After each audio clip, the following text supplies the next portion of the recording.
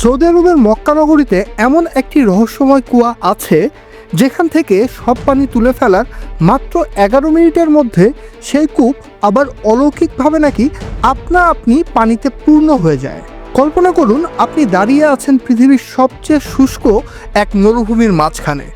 চারদিকে শুধু বালি আর বালি, মাইলের পর মাইল, কোনো নদী নেই, কোনো জলাশয় নেই, কিন্তু এই চরম প্রতিকূলতার ঠিক কেন্দ্রে মাত্র 5 ফুট ব্যাসের একটি ছোট্ট গর্ত।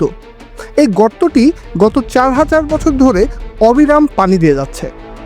শুধু পানি নয়, প্রতি বছর লক্ষ লক্ষ মানুষের তৃষ্ণা মেটাচ্ছে।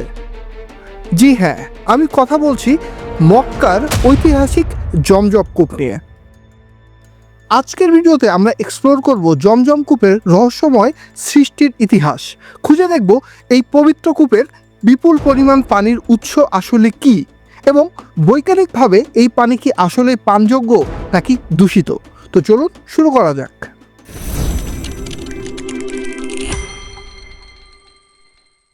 ইসলাম ধর্মের ইতিহাসবিদগণ বলেন, হাজার হাজার বছর আগে নবী ইব্রাহিম আলাইসাল্লাম আল্লাহর হুকুমে তার স্ত্রী হাজেরা আলাইসাল্লাম ও শিশুপুত্র ইসমাইল আলাইসাল্লামকে মক্কার এই নির্জন উপত্যকায় রেখে গিয়েছিলেন। পানির অভাবে যখন তাদের অবস্থা সংকটাপন্ন, তখন শিশু ইসমাইল আলাইসাল্লামের পায়ের আঘাতে আল্লাহর নির্দেশে মাটি ফেটে এই পানি বের হয়, নাম হয় জমজম কূপ। কিন্তু কালের পরিক্রমায় একসময় এই কূপ আবার বন্ধ হয়ে যায়, বা এর এক্স্যাক্ট লোকেশন মানুষ ভুলে যায়। পরে নবী মুহাম্মদ সাল্লাল্লাহু আলাইহি সাল্লামের দাদা আব্দুল মুত্তালেব স্বপ্নের মাধ্যমে এই কূপের সন্ধান আবার খুঁজে পান। সেই থেকে আজ পর্যন্ত এই পবিত্র কুয়াটি লক্ষ কোটি হাজি ও উমরা পালনকারীদের তৃষ্ণা নিবারণ করে চলেছে। ইতিহাস তো জানা হলো, কিন্তু আসল প্রশ্ন হচ্ছে, এই বিপুল পরিমাণ পানির উৎস বা সোর্স কি? অনেকেই ভাবতে পারেন কুয়া বা নলকূপ অর্থাৎ ভূগর্ভস্থ যে সকল জায়গা থেকে আমরা পানি উত্তোলন করি, এই সোর্সগুলো মাটির তল থেকে আপনা আপনি আবার ভরে যায়। সো এগুলো নিয়ে আসলে রহস্যের কি আছে? এই কূপের রহস্যময় সৃষ্টির ইতিহাস বাদ দিলেও এই কূপকে কেন রহস্যময় বলা হচ্ছে তা বোঝাতে আপনাকে কিছু সহজ গাণিতিক বিশ্লেষণ বুঝতে হবে। জমজম কূপের ব্যাস 5 ফুট এবং গভীরতা মাত্র 100 ফুট। অথচ হজের সময় যখন পানির চাহিদা তুঙ্গে থাকে, তখন এই কূপ থেকে প্রতি সেকেন্ডে প্রায় 11 থেকে 19 লিটার পর্যন্ত পানি পাম্প করে উত্তোলন করা হয়। জাস্ট একটু হিসাব করুন, 1 ঘন্টায় প্রায় 54,000 লিটার। সবচেয়ে অবাক করা বিষয় হলো, গত 4000 বছরে এই কূপের পানির স্তর বা ওয়াটার লেভেল একবারও শুকিয়ে যায়নি। পাম্প বন্ধ করার মাত্র 11 মিনিটের মধ্যে পানি আবার তার আগের স্তরে ফিরে আসে। যেখানে সৌদি আরবকে তাদের খাবার পানির জন্য সমুদ্রের পানি লবণমুক্ত করতে হয়, সেখানে এই ছোট্ট কূপটি রিচার্জ হচ্ছে কিভাবে? এর উৎস বা সোর্স আসলে কোথায়?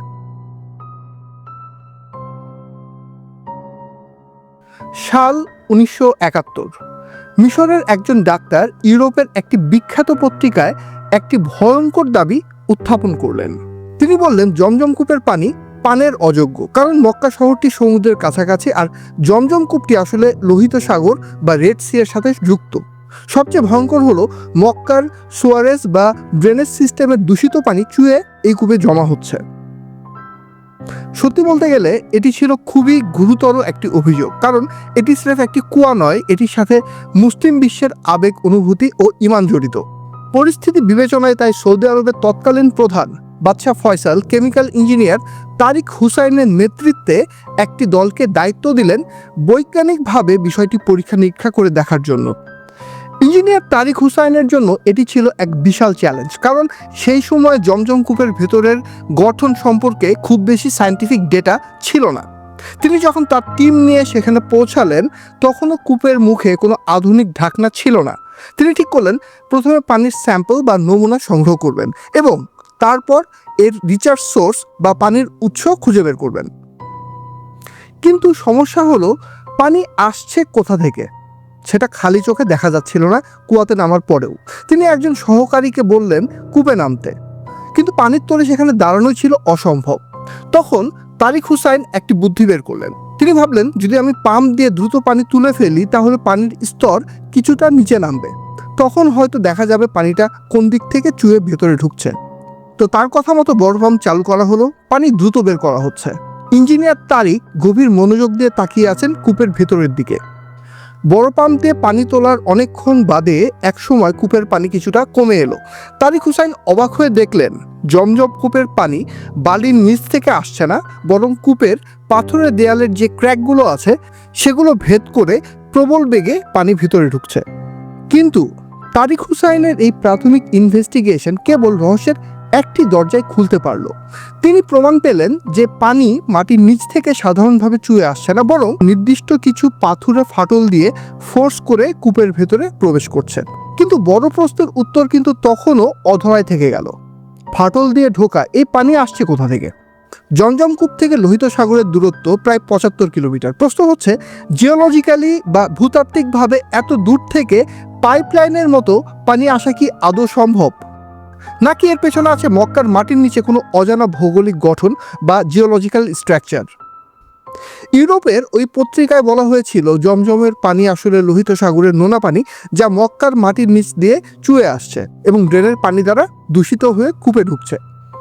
কেমিক্যাল ইঞ্জিনিয়ার তারিক হুসাইন তাই জমজমের পানির একটি স্যাম্পল কালেক্ট করে ইউরোপের একাধিক উন্নত ল্যাবরেটরিতে টেস্টের জন্য পাঠান। কিছুদিন পর যখন রেজাল্ট এলো তখন সবার চোখ কপালে, কারণ রেজাল্টে দেখা গেল লোহিত সাগরের পানির সাথে জমজমের পানির কেমিক্যাল কম্পোজিশনের বা রাসায়নিক গঠনের কোনো মিলই নেই। লোহিত সাগরের পানি অত্যন্ত লবণাক্ত বা স্যালাইন, কিন্তু জমজমের পানি মিষ্ট। দ্বিতীয়ত দেখা গেল যদি এই পানি সুয়ারেজ বা ড্রেন থেকে আসতো তবে এতে প্রচুর ক্ষতিকর জীবাণু থাকার কথা, কিন্তু পরীক্ষায় দেখা গেল এই পানি আশ্চর্যজনকভাবে জীবাণুমুক্ত। এই আশ্চর্যজনক ঘটনার কারণ অনুসন্ধান করতে গিয়ে বিজ্ঞানীরা খুঁজে পেলেন অন্য একটি ব্যাপার, ফ্লোরাইড। সাধারণ খাবার পানিতে যে পরিমাণ ফ্লোরাইড থাকে, জমজমের পানিতে তার চেয়ে অনেক বেশি ফ্লোরাইড প্রাকৃতিকভাবেই মিশে আছে। আমরা জানি ফ্লোরাইড জীবাণু ধ্বংস করতে এবং দাঁত ভালো রাখতে সাহায্য করে, অর্থাৎ এই কূপের নিজস্ব একটি সেলফ পিউরিফিকেশন মেকানিজম আছে।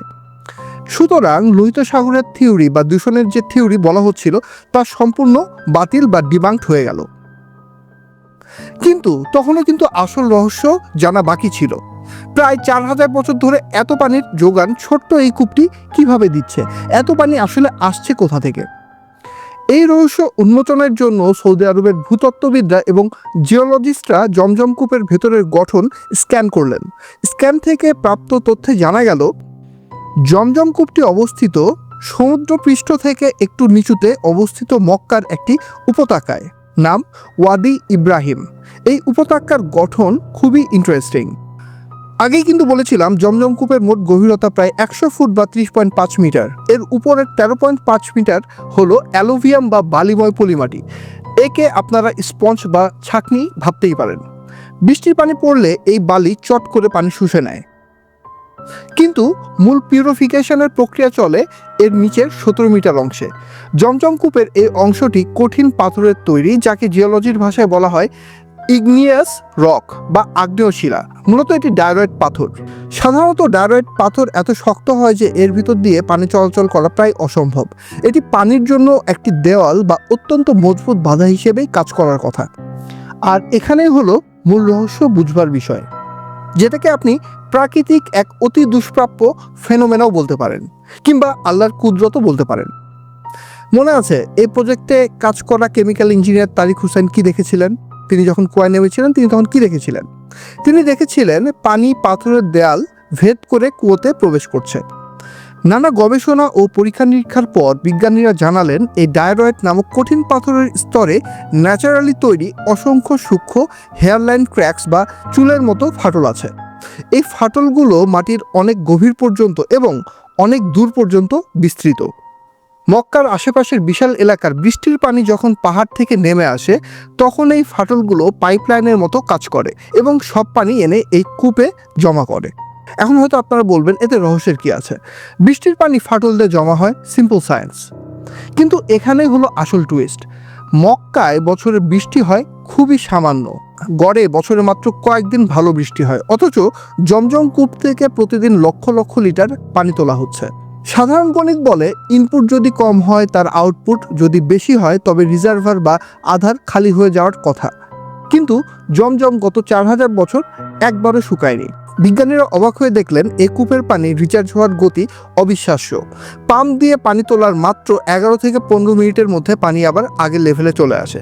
তার মানে ধরে নিতে হবে এই ওয়াদি ইব্রাহিম উপত্যকার নিচে এমন একটি বিশাল অ্যাকুইফায়ার বা ভূগর্ভস্থ জলাধার আছে যা আমাদের ধারণার চেয়েও অনেক অনেক বড়। এটি কেবল মক্কার বৃষ্টির পানি নয়, বরং আশেপাশের বিশাল পাহাড়ি এলাকার পানি শোষণ করে এবং ধরে রাখে। তবে প্রশ্ন আসতে পারে, আধুনিক যুগের মক্কার আশেপাশের অনেক বড় বড় বিল্ডিং তৈরি হয়েছে, টানেল তৈরি হয়েছে, এর ফলে মাটির নিচের পানির প্রবাহ বা গ্রাউন্ড ওয়াটার ফ্লো বাধাগ্রস্ত হওয়ার কথা। তবুও জমজমের পানির প্রবাহ কেন কমেনি? ইন্টারনেটে একটি পপুলার থিওরি বা তত্ত্ব ঘুরে বেড়ায়, সেটা হলো জমজমের পানি আসলে ফসিল ওয়াটার। ফসিল ওয়াটার মানে হলো সেই প্রাচীন যুগের পানি যা হাজার বা লাখ লাখ বছর আগে মাটির নিচে আটকা পড়েছিল। লিবিয়া বা সাহারা মরুভূমির নিচে এমন একটি বিশাল পানির সাগর আছে। কিন্তু সমস্যা হলো ফসিল ওয়াটার হলো ব্যাংক ব্যালেন্সের মতো, আপনি শুধু খরচ করতে পারবেন, জমা করতে পারবেন না। একবার শেষ হয়ে গেলে গেম ওভার। বিজ্ঞানীরা এই থিওরি যাচাই করার জন্য জমজমের পানির আইসোটোপ ডেটিং করলেন, সহজ কথায় পানির বয়স পরীক্ষা করলেন। ফলাফল আসলো চমকপ্রদ। টেস্টে দেখা গেল এই পানিতে যেমন অনেক পুরনো পানির কণা আছে, তেমনি একদম নতুন বা সদ্য বৃষ্টির পানির কণাও আছে। অর্থাৎ এটি 100% ফসিল ওয়াটার নয়, এটি একটি রিনিউয়েবল সোর্স বা নবায়নযোগ্য উৎস। মক্কার পাহাড়ি এলাকায় যখনই বৃষ্টি হয় সেই পানি পাথরের ফাটল দিয়ে চুয়ে নিচে যায় এবং পুরনো পানির সাথে মিশে যায়। অর্থাৎ জমজমের রিজার্ভার বা আধারটি প্রতিনিয়ত রিচার্জ হচ্ছে বা নতুন করে পূর্ণ হচ্ছে। এটি কোনো বদ্ধ বা ডেড পানির আধার নয়, এটি একটি জীবন্ত বা অ্যাক্টিভ সিস্টেম। এখন প্রশ্ন হলো, বৃষ্টি তো কম হয়, তাহলে এত পানি আসে কোথা থেকে? আর এখানে আসে সৌদি জিওলজিক্যাল সার্ভে বা এজিএস এর গবেষণা। তারা জমজম কূপের একটি ডিজিটাল মডেল তৈরি করেছেন। তারা দেখেছেন জমজম কূপটি ওয়াদি ইব্রাহিমের এমন একটি লো পয়েন্টে বা নিচু অবস্থানে অবস্থিত যেখানে আশেপাশের প্রায় 60 বর্গ কিলোমিটার এলাকার বৃষ্টির পানি গড়িয়ে বা মাটির নিচ দিয়ে প্রবাহিত হয়ে ঠিক এই বিন্দুতে এসে জমা হয়। প্রকৃতি যেন নিজেই এখানে একটি বিশাল ফানেল বসিয়ে রেখেছে। এমনকি মক্কার আধুনিক টানেল বা বিল্ডিং তৈরির সময়ও ইঞ্জিনিয়াররা খুব সতর্ক থাকেন যাতে এই পানির প্রবাহ বা ন্যাচারাল ফ্লো বাধাগ্রস্ত না হয়। এখন সেন্সর দিয়ে 24 ঘন্টা পানির লেভেল মনিটরও করা হয়। এখন একটি ইন্টারেস্টিং তথ্য দেই। বিজ্ঞানীরা দেখেছেন একটি ভারী বৃষ্টি বা ফ্ল্যাশ ফ্লাডের পর জমজমের পানির স্তর নাটকীয়ভাবে বেড়ে যায়। এটি চূড়ান্ত প্রমাণ যে প্রকৃতির সাথে এই কূপের সরাসরি কানেকশন আছে। তাহলে একটু র্যাপ আপ করি, চূড়ান্ত সিদ্ধান্ত কি দাঁড়ালো? জমজম কূপের পানির রহস্য আসলে ভূগোল বা জিওলজি এবং বিশ্বাসের এক নিখুঁত সমন্বয়। এটি এমন এক ভৌগোলিক অবস্থানে আছে যেখানে বিশাল এলাকায় পানি প্রাকৃতিকভাবে এসে জমা হয়। এর মাটির নিচে আছে প্রাকৃতিক ডায়োডাইট পাথরের মজবুত এক ছাঁকনি। শক্ত পাথরের সূক্ষ্ম ফাটলগুলো দূর দূরান্ত থেকে পানি নিয়ে আসে। ধর্মীয় দৃষ্টিকোণ থেকে দেখতে গেলে বিশ্বাসীরা বলেন আল্লাহ তাআলা ইসমাইল আলাইহিসসালামের জন্য এই নিখুঁত ভূতাত্ত্বিক সেটআপ তৈরি করে রেখেছিলেন। আর বিজ্ঞান বলছে এটি প্রকৃতির এক বিস্ময়কর ইঞ্জিনিয়ারিং। তবে একটা কথা কিন্তু সত্য, মরুভূমির বুকে 4000 বছর ধরে মানুষের হাজারো হস্তক্ষেপের পরেও একটি পানির উৎস এভাবে টিকে আছে। এটাকে আপনি অলৌকিক বলুন আর বিস্ময়কর ভূতত্ত্ব বলুন, এর মহিমা কোনো অংশেই কমে না। আপনার কি মনে হয় এই পুরো প্রক্রিয়াটি কি শুধুই ভূতাত্ত্বিক কাকতালীয় ঘটনা, নাকি এর পেছনে কোনো ঐশ্বরিক পরিকল্পনা আছে? কমেন্টে আপনার মতামত জানাবেন। আজকের ভিডিও এ পর্যন্তই। ধন্যবাদ সবাইকে। আসসালামু আলাইকুম।